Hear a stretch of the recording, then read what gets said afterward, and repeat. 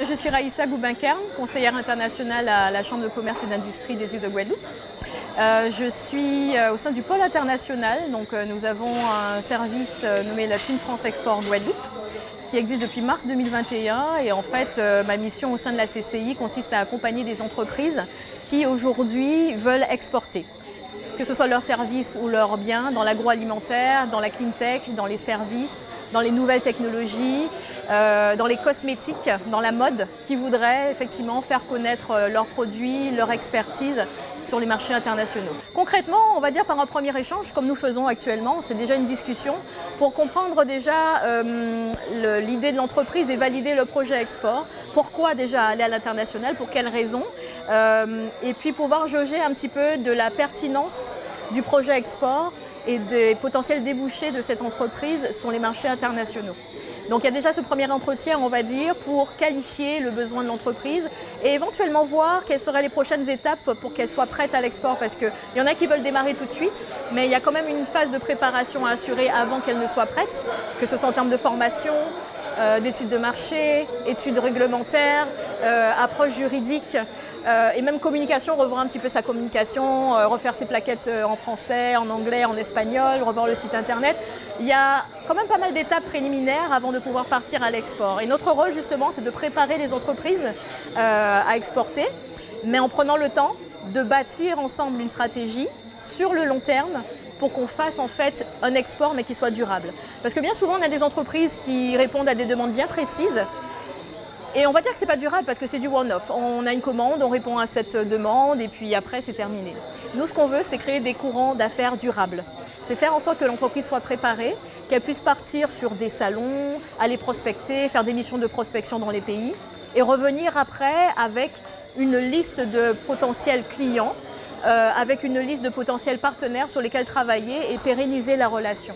Donc ce qu'on va leur permettre vraiment de faire, c'est d'avoir les outils nécessaires pour, on va dire, consolider leur stratégie export et leur permettre d'aller plus loin. Le tissu économique en Guadeloupe est constitué essentiellement de petites et moyennes entreprises.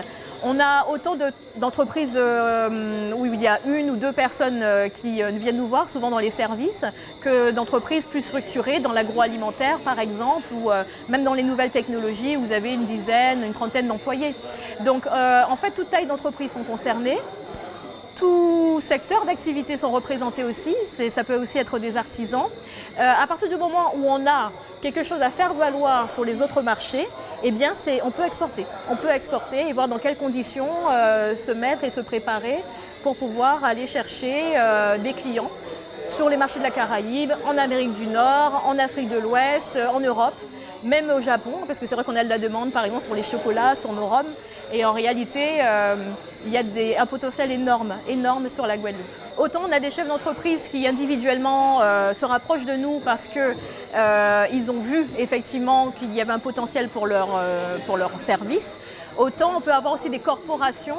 Moi je peux prendre l'exemple par exemple de la clean tech, donc en fait tout ce qui concerne la technologie au service du développement durable.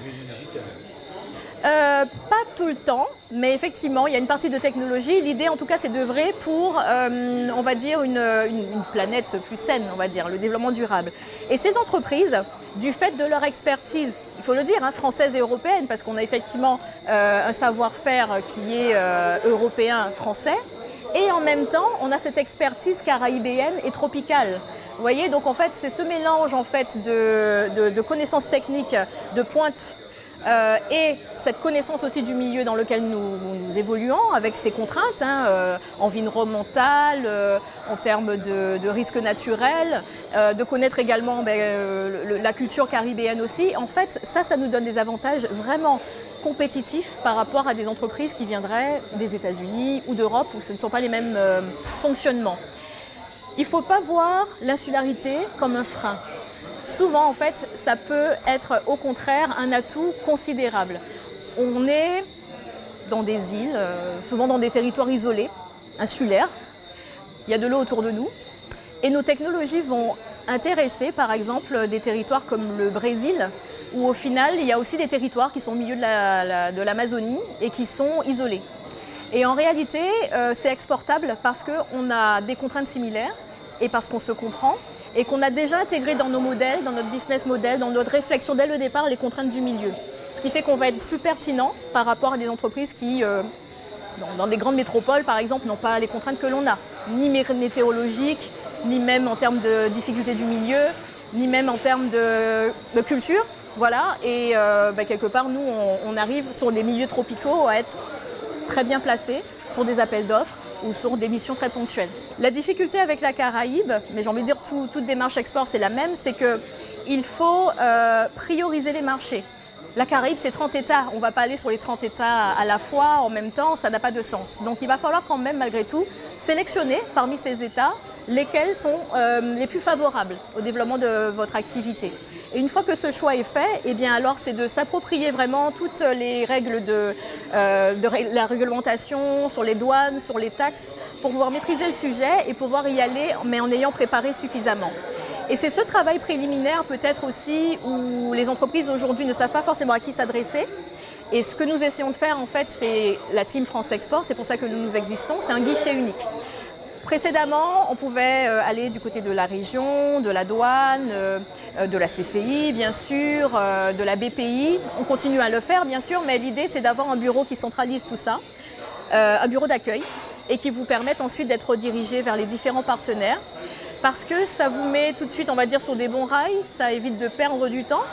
Et puis surtout, c'est ce réseau en fait, qu'on veut mettre à disposition des entreprises, à la fois de Business France. Business France, en fait, c'est un réseau de bureaux qui sont en France et partout dans le monde et qui ont une expérience et une connaissance des marchés qui est aujourd'hui inégalable.